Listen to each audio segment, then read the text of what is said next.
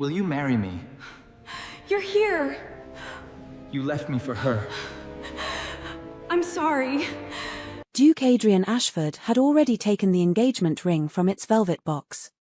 Only a few steps separated him from Eleanor Bennet, the woman who had quietly changed everything he believed about love, duty, and the lonely silence of Ashford Hall. The orchestra played its final waltz beneath glittering crystal chandeliers while England's oldest noble families filled the ballroom with laughter and conversation. No one noticed Adrian crossing the polished marble floor, and no one noticed the uncertainty hidden behind the calm expression that had earned him the reputation of being one of the kingdom's most disciplined noblemen. Tonight, he intended to change the course of his life. Then the great doors of the ballroom opened.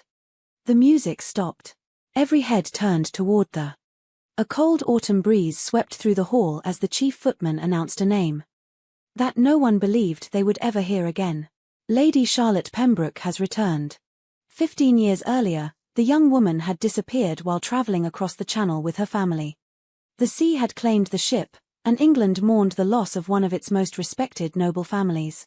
Yet now she stood before them. Alive, Adrian slowly closed his hand around the ring. Across the ballroom, Eleanor watched him slip it back into his coat. She did not know who Lady Charlotte was. But somehow, she already knew nothing about this evening would unfold as she had imagined. Earlier that morning, Ashford Hall had awakened beneath a sky painted with pale autumn sunlight. Servants hurried through endless corridors carrying fresh flowers, silver trays, and polished crystal. Meanwhile, the kitchens buzzed with preparations for the evening reception. It was the largest gathering the Ashford family had hosted in years, and every detail reflected the quiet elegance that had long defined one of England's oldest families. Only Arthur, the Duke's elderly butler, sensed that something far more important than a celebration was taking place. He found Adrian standing alone in the library, overlooking the gardens, his attention fixed not on the estate beyond the windows but on the small velvet box resting in his hand. "You've been staring at that ring since breakfast, Your Grace." "Have I?" Among them stood Eleanor. She wore a simple ivory morning dress, her chestnut curls catching the early sunlight as she knelt beside a little girl whose bonnet ribbon had come undone. Rather than asking a maid to help, Eleanor patiently tied the ribbon herself before brushing a strand of hair away from the child's face. The little girl hugged her without hesitation. Eleanor laughed. It was a quiet, genuine laugh that somehow carried all the way to the library window. "I've negotiated with ministers," Adrian said softly. "I've spoken before Parliament. But asking one woman a single question suddenly feels far more difficult. Perhaps because this is the first decision you've made entirely for yourself." For most of his life, Adrian had believed that duty came before happiness. Every lesson his late father had taught him centered on responsibility, honor, and the weight carried by the Ashford name. Love had never seemed part of that inheritance. Until Eleanor Bennet arrived. She had come to Ashford Hall 2 years earlier as the widow, chosen to restore the neglected estate school founded by Adrian's mother. No one expected much from the quiet young woman with kind eyes and modest manners. Within months, the classrooms were full again. Children who had once dreaded their lessons hurried eagerly through the gates each morning. Servants smiled more often. Even the old manor itself seemed warmer. Eleanor never tried to impress anyone. She simply treated every person, whether a duke, a gardener, or a frightened kitchen boy, with exactly the same quiet kindness. Without realizing it, Adrian had begun searching every room for her before noticing anyone else. That evening, the ballroom glowed beneath hundreds of candles. The reception unfolded exactly as expected. Noble families exchanged greetings. The orchestra played elegant waltzes. Servants moved gracefully among the guests. Yet Adrian remembered almost nothing of the conversations surrounding him. His attention always returned to Eleanor. He watched her help an elderly duchess find her seat after the first dance. Moments later, she comforted a young servant who had accidentally broken a crystal glass, speaking so gently that the frightened boy's hands stopped trembling. Arthur approached carrying 2 untouched glasses of champagne. "I believe you've been waiting long enough." "So do I." Your father taught you how to honor the past. Only you can decide who deserves your future. For the first time in years, certainty felt stronger than expectation. He crossed the ballroom. One step. Then another. Eleanor turned as he approached, greeting him with the warm smile that had become the brightest part of every ordinary day inside Ashford Hall. Adrian opened the ring box. He drew a slow breath. Before a single word could leave his lips, the great doors swung open. The orchestra fell silent. Lady Charlotte Pembroke has returned. Charlotte entered the ballroom wearing a dark blue traveling gown, her face marked by years of hardship but unmistakably familiar. Around her neck rested the sapphire pendant Adrian had given her on the day their fathers announced the childhood engagement that was meant to unite their families. Their eyes met across the room, Adrian. Yet it echoed through the silent ballroom. Adrian lowered his eyes. Then, with one slow, almost reluctant movement, he closed the velvet box and slipped the engagement ring back inside his coat. Across the room, Eleanor watched the gesture in silence. She asked no questions. But for the first time since arriving at Ashford Hall, she wondered whether she had ever truly belonged there at all.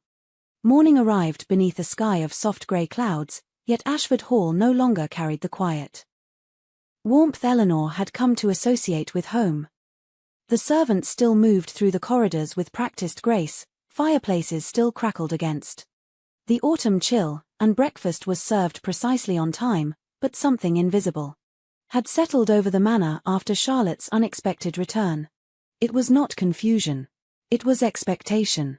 By the time Eleanor entered the breakfast room, the guests from the previous evening were already speaking in lowered voices, though not so quietly that their words escaped notice.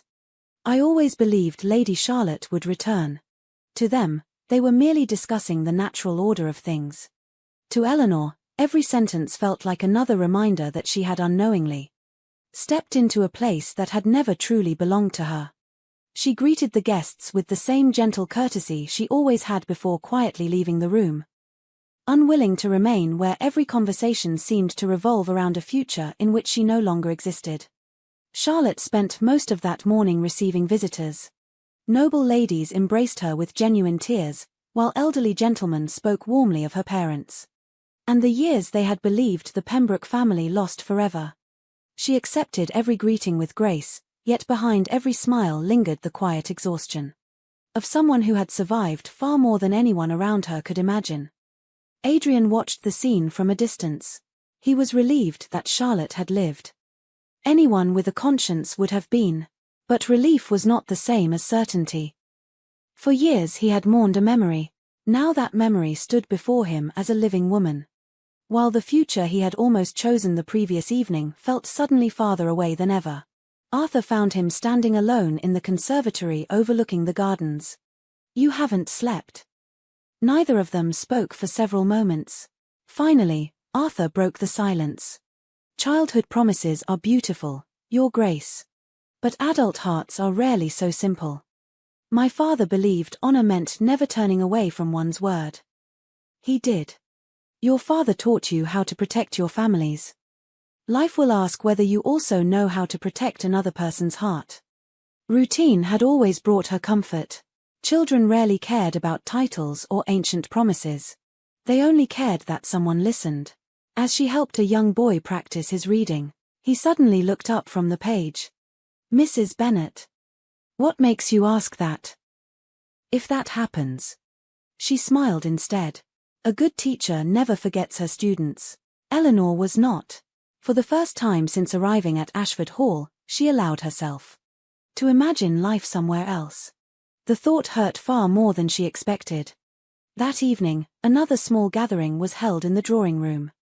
Unlike the grand reception of the previous night, only close family friends and longtime acquaintances remained. Charlotte sat beside the fireplace, speaking warmly with several elderly guests who had known her since childhood. She possessed an effortless elegance that seemed perfectly suited to the world Adrian had inherited. More than once, Eleanor noticed guests smiling as they glanced between Charlotte and Adrian. They look exactly as they should. No one except Adrian. He watched her disappear into the corridor and instinctively took a step forward. Before he could follow, an elderly earl gently rested a hand on his shoulder. "Your father would be proud tonight." "I'm not certain why you say that."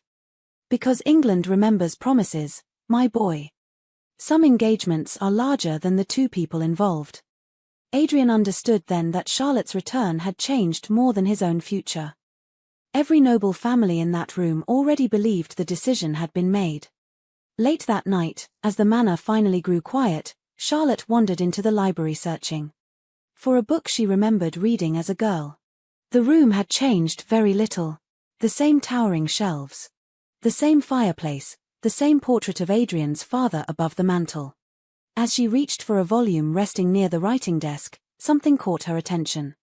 A small velvet ring box. Forgotten for only a moment. She looked toward the closed doorway before carefully opening it. Inside rested a diamond engagement ring. Charlotte stared at it silently. When Adrian entered a few moments later, he stopped at once. Neither of them spoke. Charlotte gently closed the box and looked at him with calm, searching eyes. "Adrian." No answer came. The silence between them said more than words ever could. Charlotte lowered her eyes for the first time since returning to Ashford Hall. She began to wonder whether she had come home too late. The days that followed settled into an uneasy rhythm. Ashford Hall continued its elegant routines as though nothing had changed. Breakfast was served beneath polished silver chandeliers. Afternoon tea was accompanied by quiet music in the drawing room. Guests strolled through the gardens discussing the coming social season, carefully avoiding any subject that might sound improper. Yet everyone spoke of the same thing, only never when Adrian was close enough to hear. Eleanor no longer needed whispered conversations to understand what was expected. Charlotte had returned. The Ashford and Pembroke families had once been joined by a promise. England believed that promise should finally be fulfilled. No one had said she must leave, which somehow made the decision even more painful. A week later, Eleanor stood alone in the estate school after the last lesson had ended. The classroom, usually filled with laughter, had grown wonderfully quiet. Children's notebooks rested neatly upon each desk while late afternoon sunlight stretched across the wooden floorboards. She slowly closed the final book before taking a folded letter from her satchel. The envelope carried the seal of St. Margaret's Academy, a small village school nearly 200 miles north. Several months earlier, before Adrian had ever spoken of a future together, Eleanor had submitted an application almost absent-mindedly, believing nothing would come of it. She had forgotten about it until now. The letter offered her the position. Headmistress, beginning in 3 weeks. She read it once more before carefully folding it closed. Perhaps life had quietly prepared another path long before her heart was ready to walk it. That evening, she requested a private meeting with Arthur. The elderly butler welcomed her into the library with the same warmth he always had. "You wish to see me, Mrs. Bennet?" "I'll be leaving Ashford Hall." Instead, he looked at her with genuine sadness. "You've already decided. For everyone. This house has become different because of you. Sometimes quiet is what a house needs." No. Some truths were simply too painful to answer. Adrian learned of Eleanor's decision entirely by accident. He had entered the library searching for estate documents when he noticed the folded letter lying upon Arthur's desk. He never intended to read it, but the words written across the top caught his attention. "Appointment confirmed, St. Margaret's Academy." His eyes moved quickly across the page. With every line, the color slowly disappeared from his face. "Leaving in 3 weeks. Permanent appointment." He looked toward Arthur. "Why didn't she tell me?" "Perhaps because she believes she's no longer part of your future." "No." His horse raced along the country road leading toward the railway station at Blackwood, where the evening train would carry passengers north. The journey took less than 20 minutes. It felt much longer. For the first time in years, Adrian no longer cared whether his actions appeared dignified. He cared only about reaching Eleanor before she disappeared from his life. When he finally arrived, steam already drifted above the waiting train. Passengers boarded quietly beneath the station clock. His eyes searched desperately through the crowd. Then he saw her. Eleanor stood beside a single leather suitcase. She looked peaceful. Not because leaving did not hurt, but because she had already accepted the decision. Adrian called her name. She turned.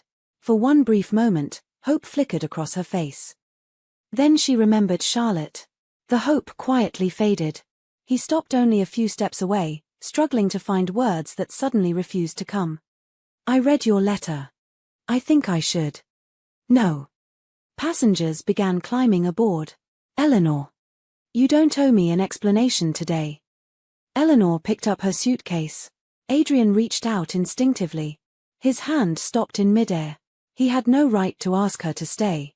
Not while he still belonged to a promise he had not yet found the courage to release. She stepped onto the train. Their eyes remained locked until the doors closed. Moments later, the locomotive disappeared into the evening mist. Adrian stood alone upon the platform long after the sound of the wheels had faded. Charlotte had watched him leave Ashford Hall earlier that afternoon. She knew exactly where he had gone. She also knew why. That night, unable to sleep, she wandered into one of the unused guest rooms where several trunks containing her family's recovered belongings had been placed after her return. Among them rested a small wooden box she had not opened in years. Inside lay dozens of letters, every one addressed in Adrian's handwriting. Every one unopened. They had been written after the shipwreck everyone believed had claimed her life. Letters no one had ever delivered. Charlotte slowly unfolded the first. She read another. Then another. The earliest spoke of grief. The later ones spoke only of duty. None of them spoke of love. Tears filled her eyes, not because Adrian had forgotten her, but because she suddenly understood the truth. The boy who had once promised to marry her had mourned her honestly. The man he had become had quietly fallen in love with someone else. Charlotte closed the final letter and wiped away her tears. The next morning, she asked her carriage to be prepared. There was someone she needed to find. The carriage arrived at St. Margaret's Academy just after sunrise. Nestled among gentle green hills, the small stone schoolhouse looked nothing like Ashford Hall.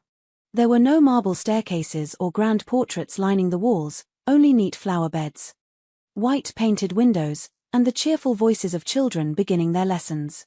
Charlotte remained seated for a moment before stepping down. For the first time since returning to England, she was not visiting as Lady Charlotte Pembroke. She had come simply as a woman searching for another.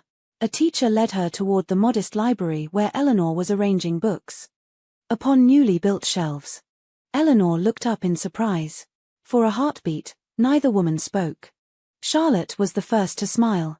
I hope you'll forgive an unexpected visitor. You've traveled a long way. Several children laughed in the distance, chasing one another across the grass, blissfully unaware that two lives were about to change forever. Whether I would ever come home. When I finally did. I was wrong. The ring. He never answered. Charlotte looked directly at Eleanor. The boy who promised to marry me kept his promise. As long as memory allowed. I never wanted to come between the two of you. You simply arrived later than a promise. Not tears of jealousy, but of acceptance. Charlotte gently placed the velvet box into Eleanor's hands. He intended to give this to you. Only one short letter remained upon the writing desk in the library. He unfolded it with trembling hands. Dear Adrian. Now I understand something far kinder. Fate did not take my future away. It simply gave us different ones. You once loved the girl I used to be.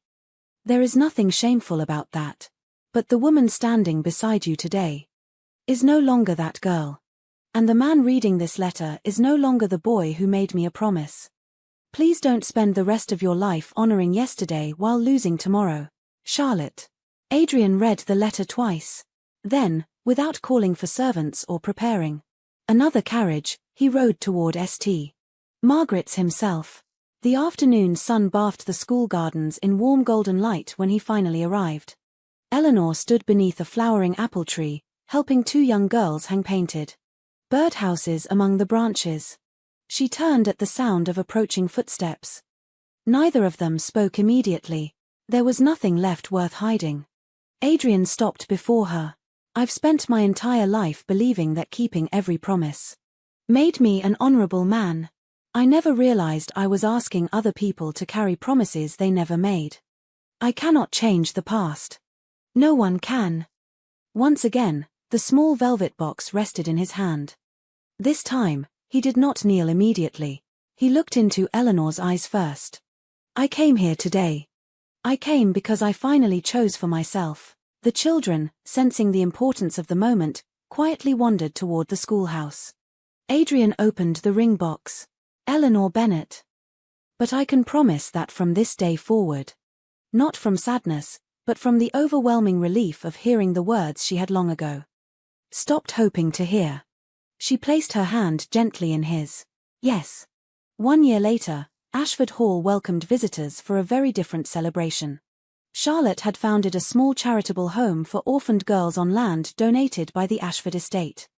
Eleanor visited every week to read stories to the children, while Adrian quietly funded new classrooms and apprenticeships without allowing his name to appear on a single plaque. The three of them met often. Not as rivals, but as people who had chosen kindness over resentment. On an autumn afternoon, Arthur stood at the library window watching Adrian and Eleanor plant a young oak tree together beside the estate gardens. A servant beside him smiled. It seems Ashford Hall finally feels alive again. It isn't the house that changed. Adrian gently covered her hand with his. Above them, golden leaves drifted slowly through the autumn air. Some promises had been honored. Others had been gently released. And because of that, 3 lives were finally free to begin again.